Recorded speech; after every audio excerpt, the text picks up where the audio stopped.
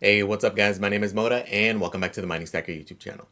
Today's video, we're going to go over a whole bunch of DePin updates, kind of all over the place. We're going to shotgun through all the news events that have happened, because there has been quite a few, especially a lot of TGEs. For you guys into Wayru, they just had their TGE. Rovr also did. Natix, their VX360 is shipping. Geodnet having coming soon, as well as giving our thoughts on some of the other popular DePin little miners. So, if that sounds good, guys, stay tuned.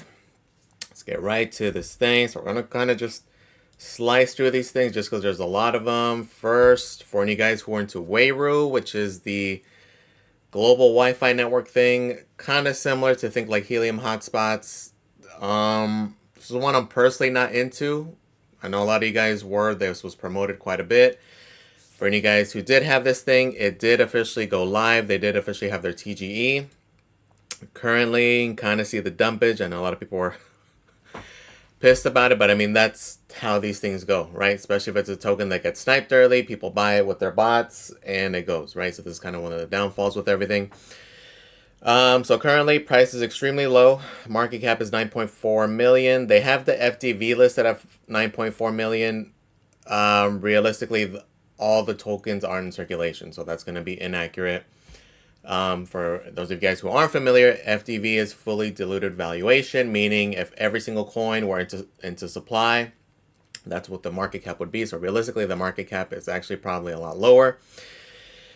You can see the amount of holders here. It's about 1.5 thousand. The top 10 holders have 89%. So this is kind of what's expected. It's hard to really say. We really have to find out how many tokens are actually in circulating right now to really get a feel for what the exact market cap is. It's one of those things that if you want to dig into, you can. You'd have to look into the tokenomics, see what that genesis was, and go on from there. I personally don't care enough about this project to do so, but it is there.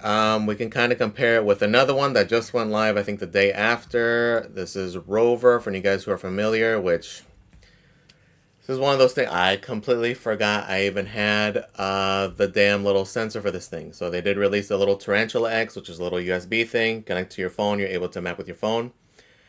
Ever since the Murano got totaled, because it was in that car, we had to remove everything. I completely forgot about this thing, right? And this is one of the problems with trying to be into so many things. I completely forgot about it, right? So I used it for like a month, and then that was it. So I'm going to start back up on that thing. But there's also went live just a day ago. They also did get a funding round, $2.6 million, led by Borderless and Geodnet, which is pretty cool because Rovr actually uses Geode's GNSS in order to get their GPS data, which is pretty cool, right? It's one of those things that you can actually use. For example, if you have a Geonet, it's actually using that signal, which is pretty cool that it's powering that. As we look at their launch, drastically different, right? It is the inverse of the other one. This one to me though seems extremely overvalued, right? So it's currently about 2.8 cents, so 0.028. The FDV is listed at 280 million. Seems extremely overpriced. Most likely what's happening is there's just not a lot of coins in circulation, and that's what's causing the price to be that high. Right, so if you guys have any of this token, I would probably be dumping it.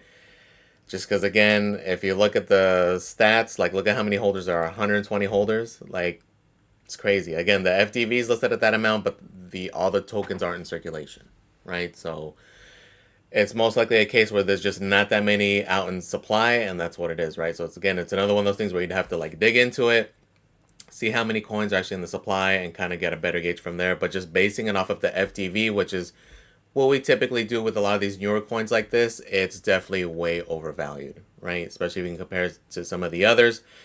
For example, Natix has been around quite a while. Their FDV is 57 million, Demo 75 million, Geode being a little bit higher, 229 million, Honey 163 million. So the fact that it's that much higher than any of these way more established coins is an immediate sign that it's way overpriced, right? So even if you're on the DGen side, would I be purchasing at those price points? Absolutely not, right? So this is one of those things that as the coins or the tokens come into the supply, it's going to change drastically and should go down further to where it is. especially when you compare it to like the Wayru token. If this is one you believe in, this would be much more appealing just because of the market cap being so low, which realistically is probably lower than this, right? Again, this is the FTV.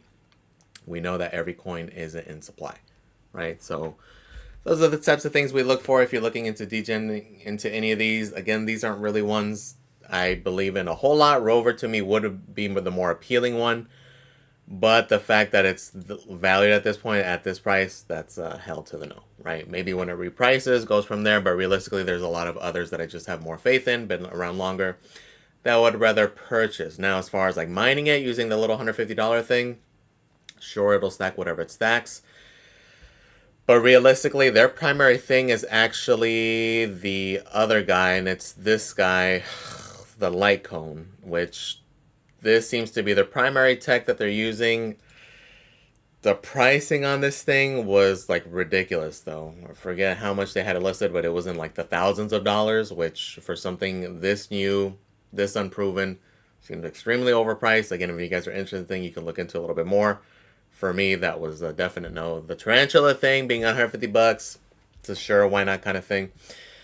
But again, those TGEs are live, so there are coins I'll follow just to kind of see where they go, just because they are interesting. Again, we try to follow a lot of these little DePin plays, especially when they're early, right? A lot of the times it's kind of makes more sense, especially right now where these price points are.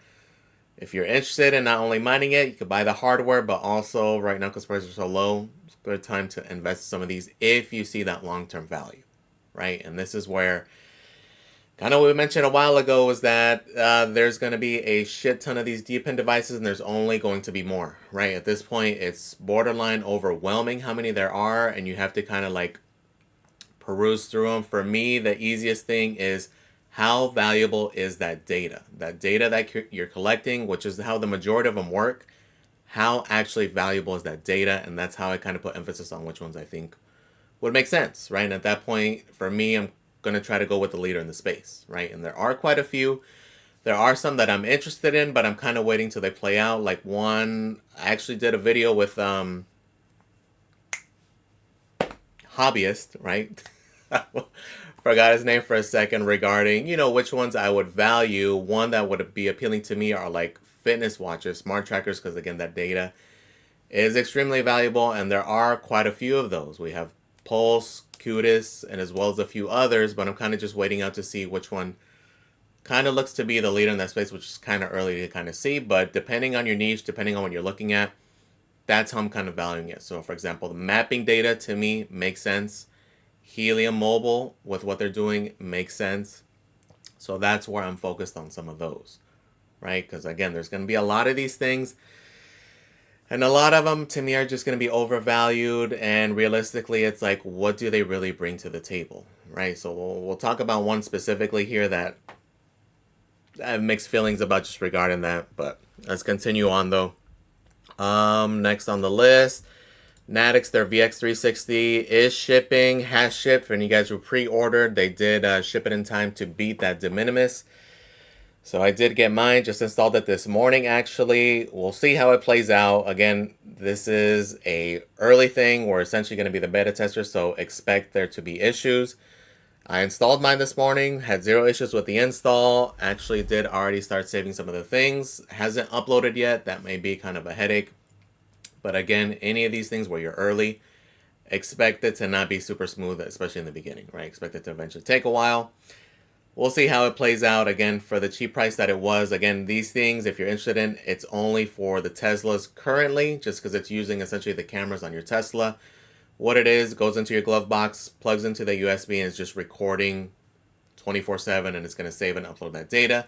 It's going to use your phone to use the GPS services and such, so it does have to be connected there. Overall price-wise, it was a lot cheaper on the pre-order phase, as well as getting 200,000 of the Natix tokens as a pre-order bonus. So for $350, a little less appealing, especially if there are no bonuses. It's one of those things where you got to get in early. As far as how much it's going to make, we got no clue. We're going to play it by ear and see how it goes, right? But that one is out. Demo, their staking is live on the app. For any guys who haven't noticed, there are different options there. I'm personally not sticking any. I just don't like the lock schedules, right? I do not like locking any coins for any extended period of time. when it's excessive, right? When it's a week, couple of weeks, maybe a month, even a month seems kind of ridiculous, but like 6 months seems a little excessive, especially if you're expecting the market to potentially be over around that time, right? If the typical 4-year cycle kind of plays out, that's around the timeline. So for me, not very appealing, right? So to each their own on that front, but that's one thing to take note. They are also slowly making changes to making the wallet easier, making it a little bit easier to cash out, where you can actually choose the different networks from your wallet to send it to, right? That was kind of a headache. They have mentioned in one of their interviews that they are planning on also adding Solana to that as well, making it even easier. Again, it's extremely easy with Sol. It's one of my favorites. So looking forward to that. Am I cashing out any right now, though? Absolutely not at this point because of where price action is. Again, it's one of those things that's kind of an advantage with DePin. It's easy to mine and hodl, especially when the cost of the devices is so low, right? It gets a little trickier as it gets more expensive. But anything like sub $200, you're getting tokens, and especially in the case of Demo, one of my favorites because it's extremely, extremely, extremely passive. You don't do a damn thing. You don't have to interact with anything. Literally check on it every couple of weeks, maybe once a month, just to make sure we're getting the rewards. Although it did kind of backfire on me for a bit, just because I even did a video talking about it, that for you guys who were connected with your Tesla, you did have to update it. I did a video even covering it, and I forgot to do it. So 4 weeks later, I went and checked in. And I was like, oh man, I forgot. So it is something you do gotta kind of somewhat keep up, but realistically, that's the only time that's happened. For the most part, it's just been stacking. Let's continue down the list. One thing to keep in mind, although Geodnet's been getting a lot of hype recently, just keep in mind for you guys ordering now, there is a halving coming up starting July 1st, right? So it's in June, but July 1st will be the active day, so you're going to go from 24 Geo down to 12. So just make sure you do kind of factor that in.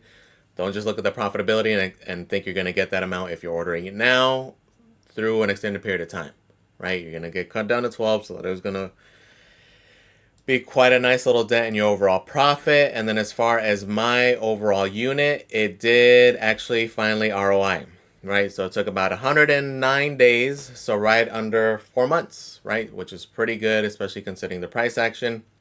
And that's at the current price at 23 cents. So obviously if it was at these higher price points, it would have done it even sooner. But overall, freaking not bad at all. Something that uses essentially no power. Already paid itself off, already ROI. So at this point, it's whatever it makes is gravy, right? And the fact that it uses freaking 3 watts, it'll keep stacking, and it's a piece of hardware that I have confidence will last long term. Just because, again, if you go on the map, you can see how many of these units have been up for years already. So pretty freaking good. We'll see how it continues. We'll see what kind of a bull market they have, which realistically, I'm also expecting good things here. Another thing to note, they did just recently pass one of their proposals, a GIP6, kind of like with helium and everything, the hips. This is GIPS, so GIP6 just passed. Essentially what it's doing, it's changing. It's not going to affect everybody. It's just people who get picked for these backbone stations. So stations in the backbone RTK network with a rolling reward weight of greater than 99.9, which is extremely hard to do, right? Even mine doesn't have a whole lot of issues. I can't even break 99. I'm at like 98.8 or 0.9, somewhere around there. But you'd have to have higher than 99.9 to be eligible to split the rewards in the reward pool for those of you who are picked, right, for those backbone stations. So kind of an impossible feat, especially also if you're in the US. Your unit is actually also going to cover less satellites, although they are making a change to that, so it will help there. And then also it's something that we're using Wi-Fi with, right? It should have been Ethernet. It's kind of a weird thing that it's that aggressive. Realistically, I think like 97.5, 98% would have been a little bit more fair, I guess. But again, this is just additional rewards. This isn't necessarily that. Maybe in the future they'll release an option with Ethernet, right? That'll kind of alleviate some of those connectivity issues. Like that's probably primarily what it is with the majority of you guys. It's the fact that there is some loss when you're using Wi-Fi over Ethernet, right? So for them to be that picky over something that is only available Wi-Fi is kind of weird, but it is what it is. They're also introducing a penalty system. So the RR penalty stations with a 24 hourly RRR less than 80% will lose rewards for that period, which will apply to both NFT and non-NFT stations.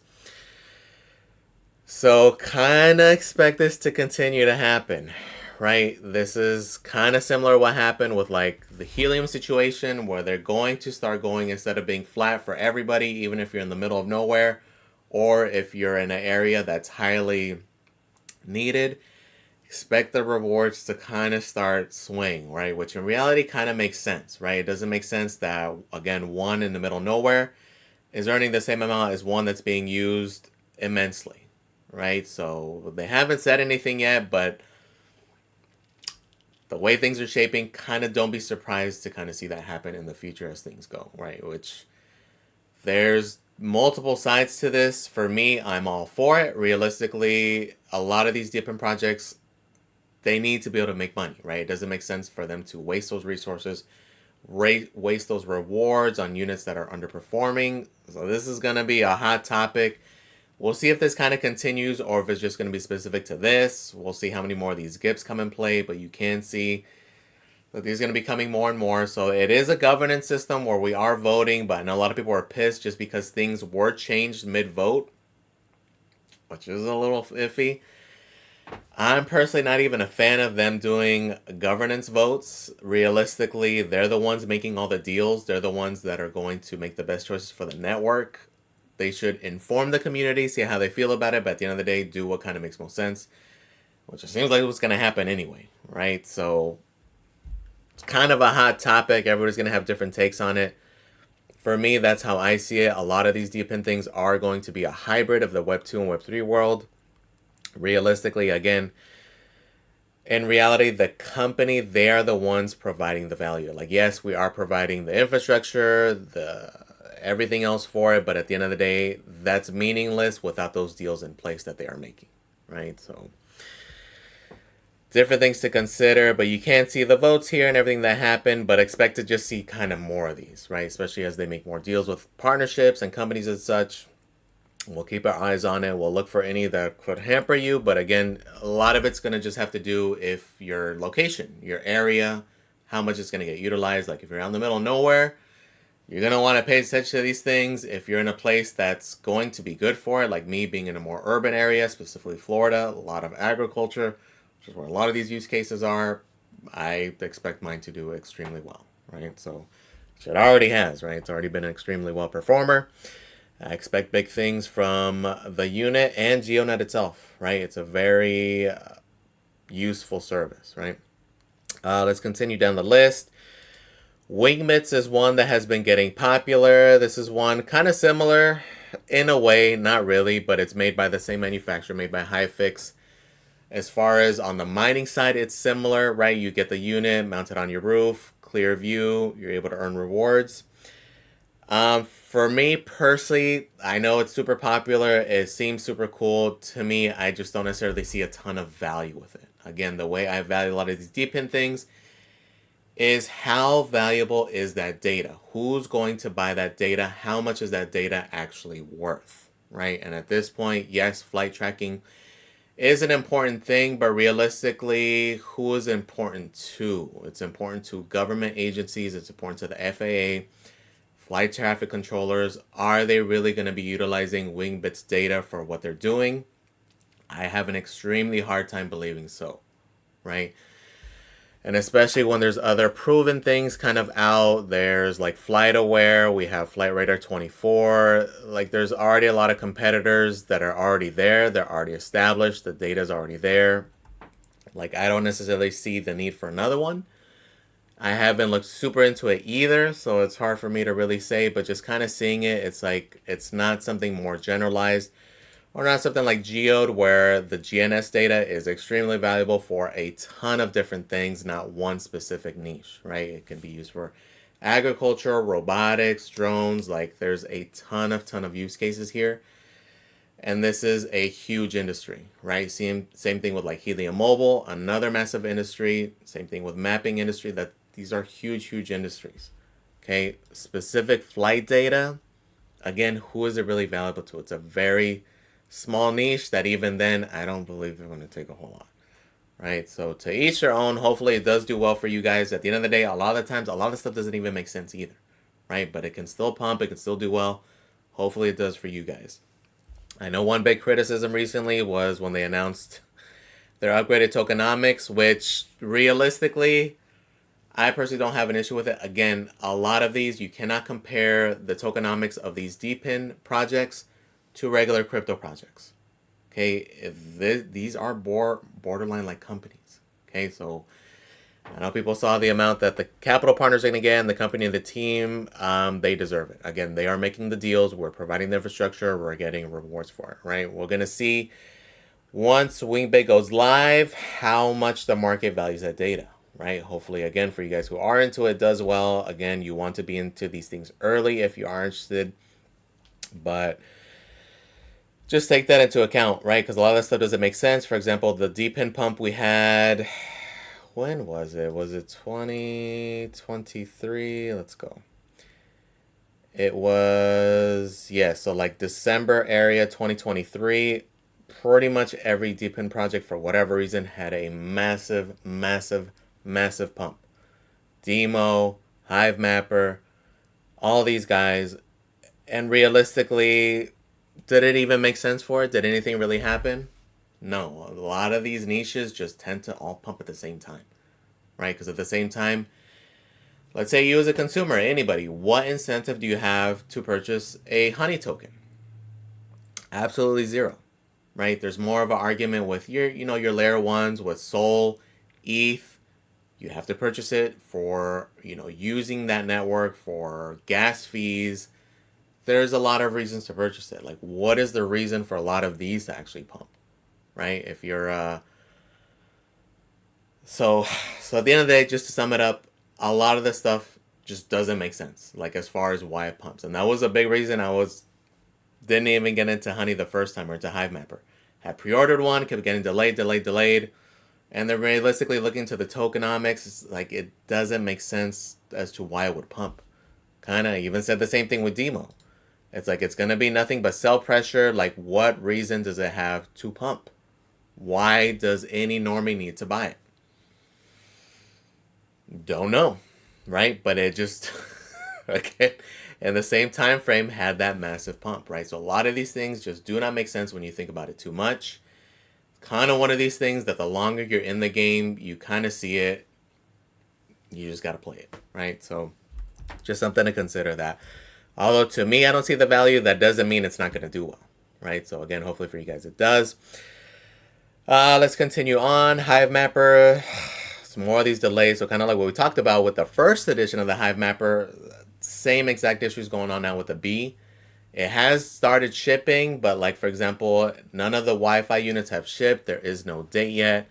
They're slowly going through orders. Again, we are now in May 2025. This thing was supposed to start shipping last November, I believe. It's taken too damn long, right? And especially at this elevated price point of being $600, we still don't have clear information on the full spectrum of the tokenomics. Currently, as is, it's supposed to be earning the same as what the HGC cam was, which in reality for us wasn't a whole lot, right? I think eventually down the line, these are supposed to eventually earn more, but they're not giving us any specifics as to what to expect, right? So the issue right now is, number one, the elevated price point. Under $300, it makes it kind of more appealing. Now that it's double and the earnings are the same and the token is at the price where it's at, I'm definitely on the verge of canceling mine, right? Even after waiting this long, it's like, it just kind of doesn't make sense, right? In reality, the ideal was to hopefully get it, be using it these past like 6 months in anticipation of this bull market. Hopefully it pays itself off sometime in this bull market and able to continue to earn with minimal external costs, just passively through the rest of time, right? So the other downfall is that currently they do have the Wi-Fi model. They have the LTE model, which is kind of the preferred, so it's off access. But again, you're going to spend $10 a month on that service, which is going to eat away your profits. Like, for example, right now, currently, if it's earning the same as what it was before, I was earning about $800 on average honey a month, right? Which would be about $20. Subtract the 10, that's $10, right? Is not very appealing, but again, that's at these current price points. Gonna change massively if it goes up to these, which realistically I'm all for. But I would like to see the tokenomics. Like, is there gonna be advantage to have LTE over the Wi-Fi and vice versa? What is the difference? What is the earning potential? Like, what is this going to go up to? Obviously, there's a lot of factors though. They can't just do a blanket amount because it's based on your location, the amount of miles you drive. There's a lot of factors that come at play, but maybe if there was a percentage increase, like, okay, depending on what you are now, potentially it'll go up 30%, 40%. Then things can look a little bit different. But as it is right now, because of the price of honey where it's at, it kind of just makes more sense almost to buy $600 worth of honey, right? Because at this point, even if it is earning, let's pull up a calculator, 800. So again, for 600 bucks, you could buy, let's put it at 24,000 honey divided by 800, because that's how many we're earning a month. Oops, 24,000 divided by the 800. It'll take about 30 months. So again, even if the earnings double, goes down to 15 months. This is where it gets tricky, right? Again, under 200 bucks, under 300 bucks, like with the previous pricing, kind of why not? At $600, it just, borderline is going to make more sense to buy the coin at this price point, right? Obviously, if the price was up here or higher, changes things, right? But where we're at right now in this moment, if you believe in the project, kind of makes more sense, right? So we'll see. Realistically, I do want to keep one, but it's just looking at it, it's kind of hard to justify, right? Another one that's popular are these Aether edges. So this is one, if you got in early, if you got on the initial batch, and I'm not talking about in these past few months, if you got on the initial batch way back, it kind of made sense, right? I'm just not personally a fan of devices that really don't make sense, right? So this is considered a computing device. If you look at the specs of it, it's definitely not going to do a damn thing, especially being overpriced at $1,400. Not a fan of that, right? It seems almost worthless. It seems like a way to get you to commit hardware to kind of like force you to stake. Although you have to buy the hardware, you do actually have to stake some Aether as well. And then the real killer for me was the way the rewards work. Okay, so this is another thing. If you're interested in this thing, because it doesn't seem bad, obviously low power, it's a checker node. The Ponzi-nomics are in full play because I've seen people with literally 50 to 100 of these things packed in a closet, right? Which is fucking ridiculous. When I see stuff like that, it's the Ponzi-nomics. Whatever. Everybody has their own opinion. I'm not even going to touch too much on it, but let's continue down. What I really, really dislike, though, is the reward vesting, right? So you're going to get X amount of rewards per day. You don't get them all up front, though. So this is another thing. When you're calculating your ROI, like, okay, this thing looks good. Understand the way the rewards work. So edge rewards are subject to a vesting schedule. 30% of rewards are available immediately. So if you're getting 100, you're able to get 30 right off the rip. 30% after 90 days. So the other 30%, you got to wait 3 months to be able to claim those. And then the remaining 40% after 180 days. Not a fan of that BS. Okay, and especially just if you were to time it right now. If you're just getting one now, again, if we're expecting the potential peak of this thing, which we don't know, right? Realistically, all signs are pointing to like a longer duration of that. But if we go by the typical cycle, the bulk of your rewards you're not going to get until after potentially the peak, right? So I see something like that, and that's an immediate turnoff, right? So I like the idea of it. I'm not a fan of that. I'm not a fan of spending $1,400 on a piece of hardware that is definitely not worth the $1,400. It's one thing if it was souped up, potentially use it for something else, but it's not. If you look at the specs, the processor, it is not worth no $1,400, and it's also not really powerful enough to do AI workloads on it, right? Which is kind of what they're advertising. Now, that doesn't mean the token's not going to do well. The token has all the potential to do extremely well, right? $255 million market cap, ranked number 235, has a ton of partnerships, okay? So it still definitely has potential. Even this thing does. They were promising partnerships for you to be able to have mine other tokens. That kind of never came to fruition. They do have this other unit, the Edge Power, and that's more of an actual server. That's one that actually does have a good chunk of hardware, but it's also like 50 grand. Good luck buying that thing. But for me, the device itself, when I see stuff like that, is just an immediate turnoff, right? Again, hopefully it does well for you guys who purchased it. For you guys, again, who got it initially when it first released, again, not just a few months ago, like way back, it's done extremely well. For the most part, you've already gotten all your tokens, even during the vesting, and you already made your return on investment. And that's with Aether's price being where it's at, right? So realistically, has a good amount of upside. If anything, I'd be more interested in just purchasing outright, right? Again, when I see stuff like that, it's just not a turnout for me. So again, this is one of those things that you have to look at tokenomics. Like if you're into DePin, understand these dynamics. A lot of people do not discuss a lot of these things. You got to understand how they work, because it's not just like how proof of work, where this is the emission schedule, that's it. There's going to be unlocks, really shitty tokenomics, really shitty Ponzinomics in some cases. Understand those things. Understand like what FDV means, understand market caps, understand what that means, understand how it's going to affect things. You can't just look at the overall market cap of something and think, okay, if it goes back to this price, right? Like currently we're at 2.5 cents. Oh man, it can easily go back up to 32 cents, right? If it goes back to these previous all-time highs. It's not that simple, right? Because a lot of the times, depending on the project, depending on how their unlocks work, there can be a mad amount of coins coming out. So like when you look at the market cap, don't just look at the price, look at the market cap also. It's going to take a lot. Like it's definitely different when you look at the market cap, and it's just because the amount of coins that went into supply, right? And that's what's going to change things, where it's not going to be as simple, even if the market cap goes back up to those amounts, to reach these price points, right? Because of the amounts of coins that were actually already in supply. Right, it's not going to be the case with all of them. Some of them don't have unlocks that are as aggressive. Some do, right? Like if you look at Geodnet's, somewhat more similar, but like Hive Mapper is one that had a ton of unlocks, and that's why it changed so drastically. So make sure you understand all those things, especially if you're looking to invest on top of the mining, right? Which typically almost everything I mine, it's because I'm bullish on it. Every little sensor I mine is because I'm bullish on it. So I'm stacking the coins from the devices, whether it's these little DePin things or it's an ASIC or whatever it is. I'm typically also stacking whenever these prices are at extreme lows like this. Okay, so, but just make sure if you are, you understand it, right? Like, for example, what we mentioned with Rovr, because of what's going on with the supply, although I am accruing some of the points, I'm going to use the little thing, this is one I would not be buying at this point, right? Just because of those dynamics, right? So just understand those things.